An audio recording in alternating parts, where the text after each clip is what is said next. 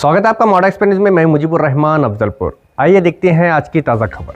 ನೋಡಿ ಈಗ ನಾನು ಉಚ್ಚಾಟನೆ ಮಾಡಿಸಿದವರು ಯಾರು?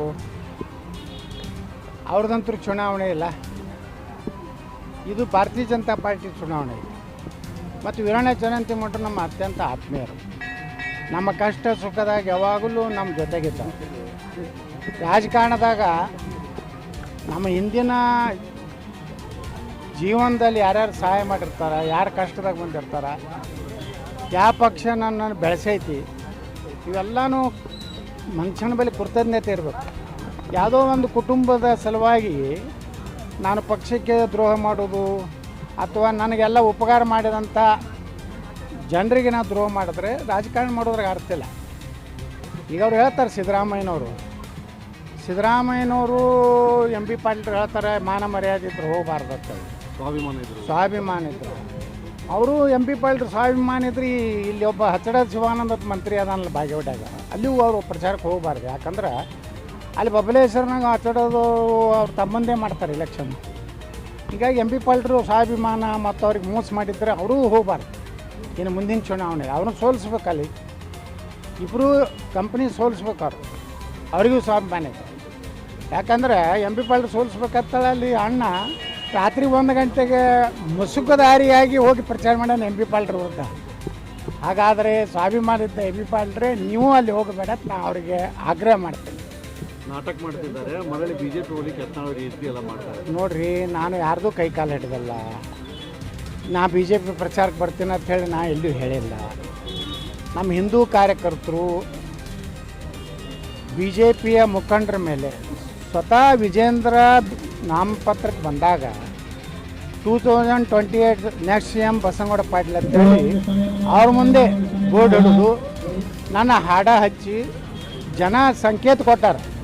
2028ಕ್ಕೆ ನಾವು ಯತ್ನಾಳ್ ಅವ್ರನ್ನೇ ಮುಖ್ಯಮಂತ್ರಿ ಒಪ್ಕೋತೀವಿ, ನೀನು ಒಪ್ಪೋದಿಲ್ಲ ಅಂತ ಅವನ ಮುಂದೆ ಹೇಳೋದ್ಮ್ಯಾಗ ಜನರ ಭಾವನೆ, ಹಿಂದೂಗಳ ಭಾವನೆ. ಇವತ್ತು ವೀರಣ್ಣ ಚರಂತಿಮಠರು ಒಬ್ಬ ಹಿಂದೂ, ಅವರು ಒಬ್ಬ ಪ್ರತಿನಿಧಿತ್ವ ಕೊಡ್ತಾರೆ ನನಗೆ ವಿಶ್ವಾಸ ಐತಿ. ಅವರು ಹಿಂದೂಗಳ ಓಟ್ ಮ್ಯಾಗನೇ ಆರಿಸಿ ಬರೋರು ಚರಂತಿಮಠರು. ಇವರೇನು ಸಾಬ್ರೇನು ಹಾಕೋದಿಲ್ಲ ಅಲ್ಲಿ. ಅದನ್ನು ನಾವು ತೆಗೆದು ಬಿಡಬೇಕು ಫೈಲ್ ನಂದು. ಅದಕ್ಕೆ ಚರಂತಿಮಠರು ಭಾರತೀಯ ಜನತಾ ಪಾರ್ಟಿ ಅದ್ರ ಋಣ ಇದೆ, ನಾವು ಹೋಗ್ಬೇಕಾಗುತ್ತೆ. ಪರವಾಗಿ ಪ್ರಚಾರ ಮಾಡಕ್ಕೆ ಹೋಗ್ತೀರಿ ನೋಡ್ರಿ, ಅವ್ರೇನು ಕರೆದಿಲ್ಲ. ಅಲ್ಲೇ ಆಹ್ವಾನ ಇಲ್ಲ ದಾವಣಗೆರೆಗೆ. ಆಹ್ವಾನ ಇಲ್ಲಾರ್ದಲ್ಲಿ ಯಾಕೆ ಹೋಗ್ಬೇಕು? ಇಲ್ಲಿ ಎಲ್ಲ ನಮ್ಮ ಕಾರ್ಯಕರ್ತರು ಒಂದೇ ಸವನೆ. ಇವರೆಲ್ಲ ಬಿ ಜೆ ಪಿ ಮುಖಂಡ್ರೇನು ಹೋಗ್ಯಾರ. ಇಲ್ಲಿದು ಕೆಲವೊಂದು ಮಂದಿ ಹೋಗ್ಯಾರ. ಸೋಕಾಲ್ಡ್ ಲಪುಟ್ರ ಕಂಪ್ನಿ ಹೋಗೈತಿ ಇಲ್ಲಿದು. ಬಿಜಾಪುರ್ನಾಗ ಇಲ್ಲ, ಬಿಜಾಪುರ್ನಾಗ ಮುಸ್ರಿಫ್ನ ಇಲೆಕ್ಷನ್ ಮಾಡಿದ ಕಾರಣ ನನ್ನ ಮಕ್ಕಳು ಇವತ್ತು ಬಾಗಲಕೋಟೆಯಾಗ ಹೋಗಿ ಬಿಳಿಗಡ್ಡ ಬಿಟ್ಕೊಂಡು ವಿಜೇಂದ್ರ ಜೋಡ ಅಡ್ಡಾಡಿದ್ರೆ ಇಲ್ಲೇನು ಮಾಡ್ಯಾರ ಅವರು ಹಗಲು ರಾತ್ರಿ.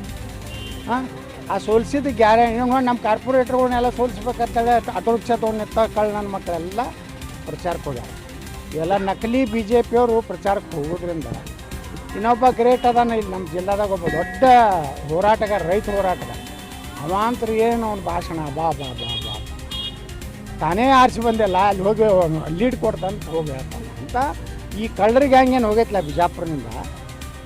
ಇವ್ರು ಹೋಗಿದ್ದಕ್ಕೇನು ಅಲ್ಲಿ ಉದ್ಧಾರ ಆಗೋದಿಲ್ಲ ಬಿ ಜೆ ಪಿ. ಇವ್ರು ಇಲ್ಲಿ ಮುಸ್ರಿಫ್ ಇಲೆಕ್ಷನ್ ಮಾಡಿದ್ದು ಓಪನ್ ಐತಲ್ರಿ. ಮುಸ್ರಿಫಿನ ಜೋಡ ಊಟ ಮಾಡಿದ್ದು, ಅವನ ಜೋಡ ಹೋಟೆಲ್ ಉದ್ಘಾಟನೆದಾಗ ಯಾರ್ಯಾರು ರಾಮನವಮಿ ಮಾಡೋ ಕಂಪ್ನಿ ಎಲ್ಲ ಮುಸ್ರಿಫ್ ಜೋಡನೆ ಕೂತ್ಕೂತು ತಿಂತಾರಲ್ಲ ಮಕ್ಕಳು, ನನಗೆ ಹೇಳ್ತಾರಲ್ಲ. ಇವರೆಲ್ಲರೂ ಅಲ್ಲಿ ಹೋಗಿನೂ ಚರಂತಿಮಠರು ಸೋಲ್ಸಲಕ್ಕೆ ಹೋಗಿರ್ತಾರೆ ಅವರು. ಯಾಕಂದ್ರೆ ಪಾಪ ಇನ್ನೂ ಸಿದ್ದರಾಮಯ್ಯನವ್ರದ್ದು ಉಪಕಾರ ಕೆಲವೊಂದು ಮಂದಿ ಮ್ಯಾಗ ಐತಿ ಬಿ ಜೆ ಪಿ. ಅಲ್ಲ, ಯತ್ನಾಳ್ ಅವರು ನಾಟಕ ಮಾಡ್ತಿದ್ದಾರೆ, ಮರಳಿ ಬಿಜೆಪಿಗೆ ಹೋಗ್ಬೇಕಾಗಿದೆ, ಅದಕ್ಕಿಂತಲ್ಲ ನಾಟಕ ಮಾಡಿರ್ತಾನೆ ಎಂ ಬಿ ಪಾಟೀಲ್ ಹೇಳಿದ್ರು. ನಾನು ನೋಡ್ರಿ, ನಾನು ನಾಟಕ ಮಾಡೋ ಪ್ರಶ್ನೆಯೂ ಇಲ್ಲ. ನಾನು ನಾಟಕ ಮಾಡ್ತಿದ್ರೆ ಅವಾಗೇ ಈ ಯಡಿಯೂರಪ್ಪ ಅವರ ಮಕ್ಕಳಿಗೆಲ್ಲ ಕಾಲು ಮುಗಿತಿದ್ದೆಲ್ಲ, ಅಪ್ಪಾಜಿ ಅಂದ್ಬಿಡ್ತಿದ್ದೆ. ಅಪ್ಪಾಜಿ ನೀವೇ ನಮ್ಮ ತಂದೆ ತಾಯಿ ಎತ್ತಿದ್ದೆ. ನಾ ಯಾಕೆ ಅಂದೆ? ನಾನು ಇನ್ನೂ ಅನ್ನೋದಿಲ್ಲ. ನಾ ಬಿ ಜೆ ಪಿ ಸಲುವಾಗಿ ಹೋಗ್ಲಕತ್ತೀನಿ, ನರೇಂದ್ರ ಮೋದಿಯವ್ರ ಸಲುವಾಗಿ ಹೋಗ್ಲಕತ್ತೀನಿ, ನಮ್ಮ ಹಿಂದೂ ಕಾರ್ಯಕರ್ತರ ಸಲುವಾಗಿ ಹೋಗ್ಲಕತ್ತೀನಿ. ಯಾರ್ದು ಕೈಕಾಲು ಮುಗಿದಿಲ್ಲ. ನಾ ಬಿ ಜೆ ಪಿಗೆ ತಗೋತೇಳಿ ಎಲ್ಲಿನೂ ನಿಮ್ಮ ಮುಂದೆ ಇವತ್ತು ಹನುಮಂತೇವ್ರ ಗುಡಿಯಾಗ ನಿಂತೀನಿ. ಯಾವ ಲೀಡರ್ಗಳ ಬಳಿ ಹೋಗೋದಿಲ್ಲ. ಇದು ಹನುಮಂತೇವ್ರ ಗುಡಿಯಾಗ ಹನುಮ ಜಯಂತಿ ದಿವಸ ಹೇಳಕತ್ತೀನಿ. ನಾನು ಬಿ ಜೆ ಪಿಗೆ ತಗೋರತ್ ನಾವು ಹೋಗೋದಿಲ್ಲ. ಬಿ ಜೆ ಪಿಯವರೇ ನಾನು ಕರ್ಕೊಳ್ಳೋಂಥ ಕಾಲ ಬರ್ತದೆ. ನನ್ನೇ ಮುಖ್ಯಮಂತ್ರಿ ಅಭ್ಯರ್ಥಿ ಮಾಡೋ ಕಾಲ ಬರ್ತದೆ. ಅದಕ್ಕೆ ಇಡೀ ಕರ್ನಾಟಕದ ಹಿಂದೂ ಕಾರ್ಯಕರ್ತರು ಸಿದ್ಧರಾಗ್ಯಾರ. 2028ಕ್ಕೆ ಕರ್ನಾಟಕದಾಗ ಹಿಂದೂ ಸರ್ಕಾರ ಬರ್ತದೆ. ಈಗೇನು ಗುಂಡಾಗಿರಿ ಇದು ಮಾಡ್ಲಕತ್ತಲ್ಲ ಕೆಲವೊಂದು ಕರೆ ನಮ್ಮ ಗಣಪತಿ ಮೆಕ್ಕಲ್ವಿಗೆ ಅವರು ನಮ್ಮ ಎಲ್ಲ ಸ್ಕೀಮ್ಗಳನ್ನು ಎಲ್ಲ ನಮ್ಮ ಸಿದ್ದರಾಮಯ್ಯ ಹೊರಗೆ ಕೊಟ್ಟಾರೆ. ಸಿದ್ದರಾಮಯ್ಯನು ಏನಾರು ಹಿಂದೂ ಪರವಾಗಿ ಸ್ಕೀಮ್ ಕೊಟ್ಟಿದ್ರೆ ನಾನು ನ್ಯೂಟ್ರಲ್ ಉಳಿತಿದ್ದೆ. ಅವರು ನೀವು ನೋಡಿಬಿಡ್ರಿ ಮೊನ್ನೆ ಬಜೆಟ್, ಹಿಂದೂಗಳು ಇರಬೇಕೋ ಬೇಡ, ಹಿಂದೂ ಮುಸ್ಲಿಂ ಹೆಣ್ಮಕ್ಳಿಗೆ ಆತ್ಮರಕ್ಷಣೆಗಾಗಿ ಶಿಕ್ಷಣ ಕೊಡ್ತಾರೆ. ಅಂದ್ರೆ ಯಾರನ್ನ ಹೊಡಿಸ್ಬೇಕತ್ತಾರೆ ಇವ್ರು ಆತ್ಮರಕ್ಷಣೆ ಅಂದ್ರೆ? ಏನು ಹಿಂದೂ ಹೆಣ್ಮಕ್ಳೇನು ಯಾರ ಜೋಡ್ರೆ ಏನಾರು ಹೊಡಿದು ಬಡಿದು ಗುಂಡಾಗಿರಿ ಮಾಡ್ತಾರೆ ಹಿಂದೂ ಹೆಣ್ಮಕ್ಳು? ಮುಸ್ಲಿಂ ಹೆಣ್ಮಕ್ಳನ್ನ ಅಲ್ಲಿ ಟ್ರೈನಿಂಗ್ ಕೊಡೋದು ಅಂತ ದುರ್ದೈವ. ಮುಸ್ಲಿಂ ಹುಡುಗರು ಹೆಚ್ಚಿನ ವಿದ್ಯಾಭ್ಯಾಸಕ್ಕೆ ಹೋದ್ರೆ 30 ಲಕ್ಷ ರೂಪಾಯಿ ಕೊಡ್ತಾರೆ. 100 ಪಬ್ಲಿಕ್ CBSE ಸ್ಕೂಲ್ ಮಾಡ್ತಾರೆ. CBSE ಸ್ಕೂಲ್ ಪಬ್ಲಿಕ್ ಎಲ್ಲ ಹಾಸ್ಟೆಲ್ಗಳು ಎಲ್ಲ ಸಮಾಜದವ್ರು ಕೂಡಿರೋಂಥದ್ದು ಮಾಡಬೇಕು. ಈ ಉರ್ದು ಶಾಲೆಗಳನ್ನು ನಿರ್ಮಾಣ ಮಾಡೋದು, ಕನ್ನಡದಲ್ಲಿ ಹೋಗ್ಬೇಕು. ಅದಕ್ಕೆ ಇಂಥ ಮುಸ್ಲಿಮ್ ಒಂದು ಬಜೆಟ್ ಕೊಟ್ಟಿದ್ದರಿಂದ ಯಾವ ಕಾಲಕ್ಕೂ ಕಾಂಗ್ರೆಸ್ ಮಾಡೋ ಪ್ರಶ್ನೆ ಇಲ್ಲ. ಕಾಂಗ್ರೆಸ್ ಜೋಡ ಹೊಂದಾಣಿಕೆಯಾಗಿ ನಾ ದಾವಣಗೆರೆಯಾಗ ರಾತ್ರಿ ಕಾಂಗ್ರೆಸ್ ಯಾರ್ದಾರು ಸ್ವಾಮಿಗಳ ಕಡೆಯಿಂದ ಹೇಳಿಸೋದು, ಶಾಮನೂರು ಭಾಳ ದೊಡ್ಡ ಕುಟುಂಬ ಅಂತ ಹಲ್ಕ ಕೆಲಸ ನಾವು ಮಾಡೋದು. ಯತ್ನಾಳ್ ಈಗ ಪ್ರಚಾರಕ್ಕೆ ಹೋಗ್ತಾರೆ ಬಾಗಲಕೋಟೆಗೆ ಅಂದ ತಕ್ಷಣ ಕಾಂಗ್ರೆಸ್ ಅವ್ರಿಗೆ ಯಾಕೆ ಶುರುವಾಗಿದೆ ಅಂತ ಆತಂಕ ಶುರುವಾಗಿದೆ ಅಥವಾ ಏನು? ಹಿಂದೂಗಳು ಒಗ್ಗಟ್ಟಾಗ್ತಾರೆ. ಹಿಂದೂಗಳ ಬಳಿ ಸ್ವಲ್ಪ ಅಸಮಾಧಾನ ಇದೆ. BJP ಏನು ನಾಯಕರು ಅದಾರಲ್ಲ, ಅಧಿಕಾರ ಇದ್ದಾಗ ಹಿಂದೂಗಳ ರಕ್ಷಣೆ ಮಾಡಿಲ್ಲ. ಅಲ್ಲಿ KG ಹಳ್ಳಿ DG ಹಳ್ಳಿ ಒಳಗೆ ಪೊಲೀಸ್ರ ಮ್ಯಾಗ ಇದು ಆದಾಗ ಅವಾಗ ಎನ್ಕೌಂಟ್ರ್ ಮಾಡಿದ್ರೆ, ಹುಬ್ಳಿ ಪೊಲೀಸ್ ಸ್ಟೇಷನ್ ಮ್ಯಾಗ ಆಕ್ರಮಣ ಮಾಡಿದಾಗ ಹಿಂದೂ ಕಾರ್ಯಕರ್ತರ ರಕ್ಷಣೆ ಮಾಡೋದು BJP ಅವ್ರು ಮಾಡಲಾರ್ದಕ್ಕೆ. ಇನ್ನೂ ಹಿಂದೂ ಪರವಾಗಿ ಮಾತಾಡೋದಿಲ್ಲ. ಒಬ್ಬರೇ BJP ಲೀಡರ್ ನಾವು, ನಾನು ನಮ್ಮ ಸರ್ಕಾರ ಬಂದರೆ ಯೋಗಿ ಆದಿತ್ಯನಾಥರ ಮಾದರಿ ಸರ್ಕಾರ ಕರ್ನಾಟಕ ತರ್ತೀನಿ ಒಬ್ಬರೇ ಅಂದಾನೇಂದ್ರೆ ಕರ್ನಾಟಕದಾಗ. ನಾ ಹೇಳ್ತೀನಿ 2028 ಕೊಡ್ರಿ ಯೋಗಿ ಮಾದರಿ ಆಡಳಿತ ಕರ್ನಾಟಕನ ನಾನು ತೊಗೊಂಡು ಬರ್ತೀನಿ. ಮೊದಲನೇ ಕ್ಯಾಬಿನೆಟ್ನಾಗ 4% ಮುಸ್ಲಿಂ ರಿಸರ್ವೇಷನ್ ತೆಗೆದು ಹೋಗಿತೀನಿ. ದಲಿತರಿಗೆ, ಹಿಂದುಳಿದವರಿಗೆ, ಉಳಿದೆಲ್ಲ ಲಿಂಗಾಯತ ಒಕ್ಕಲಿಗರು ಎಲ್ಲರಿಗೆ ಹಂಚಿ ಬ್ರಾಹ್ಮಣರ ಆದಿಯಾಗಿ ಎಲ್ಲ ಸಮುದಾಯಕ್ಕೂ ರಿಸರ್ವೇಷನ್. ಅಲ್ಪಸಂಖ್ಯಾತರಂದ್ರೇನು? 15% ಇದ್ದವರು ಅಲ್ಪಸಂಖ್ಯಾತರು, 1-2% ಇದ್ದವರು ಅಲ್ಪಸಂಖ್ಯಾತರು. ಇವತ್ತು ಅಲ್ಪಸಂಖ್ಯಾತರು ವ್ಯಾಖ್ಯಾನ ಆಗ್ಬೇಕಲ್ಲ.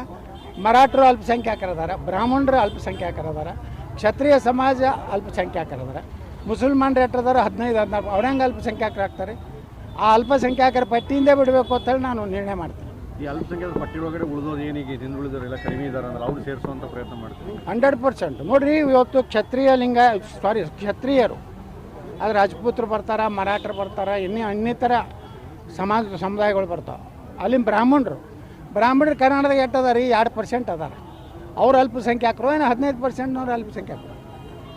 ಸಿಖ್ರು, ಬೌದ್ಧರು, ಜೈನರು, ಕ್ರಿಶ್ಚಿಯನ್ರು ಅಂತ ಇದ್ದೇ ಅದಾರ, ಅವರು ಅಲ್ಪಸಂಖ್ಯಾತರು ಅದಾರ.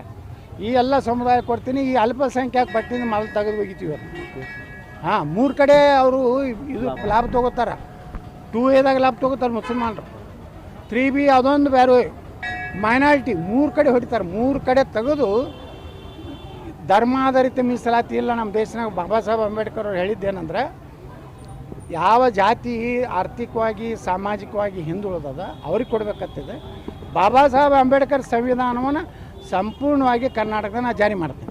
ಎರಡೂ ಚುನಾವಣೆ ರಿಸಲ್ಟ್ ಏನಾಗ್ಬೋದು? ಏನು ಗೊತ್ತಿಲ್ಲ ನನಗೆ. ನೋಡ್ರಿ, ನಾವು ಪ್ರಚಾರ ಮಾಡ್ತೀವಿ, ಜನರ ಕೈ ಬಿಟ್ಟಿದ್ದು ನಾವೇ ಹಂಗೆ ಓವರ್ ಕಾನ್ಫಿಡೆಂಟ್ ಆಗಿ ನಾವು ಹೇಳೋದಿಲ್ಲ. ಜನರಿಗೆ ಹೋಗಿ ಕೈ ಮುಗಿದು ಕೇಳ್ಕೊತೀವಿ, ನೋಡ್ರಪ್ಪ ಹಿಂಗೆ ಮಾಡಿದೆ ಅಂದ್ರೆ ಕರ್ನಾಟಕ ಜಲ್ದಿ ಪಾಕಿಸ್ತಾನ ಆಗ್ತೈತೆ. ಪಾಕಿಸ್ತಾನ ಆಗಬೇಕು, ಭಾರತ ಉಳಿಬೇಕು, ಕರ್ನಾಟಕ ಉಳಿಬೇಕಂದ್ರೆ ನಮಗೆ ಹಾಕ್ರಿ. ನಿಮ್ಮ ಪಾಕಿಸ್ತಾನ ಆಗಬೇಕಾಗಿದ್ದು ಟಿಪ್ಪು ಸುಲ್ತಾನ್ಗೆ ಹಾಕ್ರಿ. और खबरों के लिए देखते रहिए मॉडर्न एक्सप्रेस न्यूज़। आवाज़ आपकी, खबर हमारी।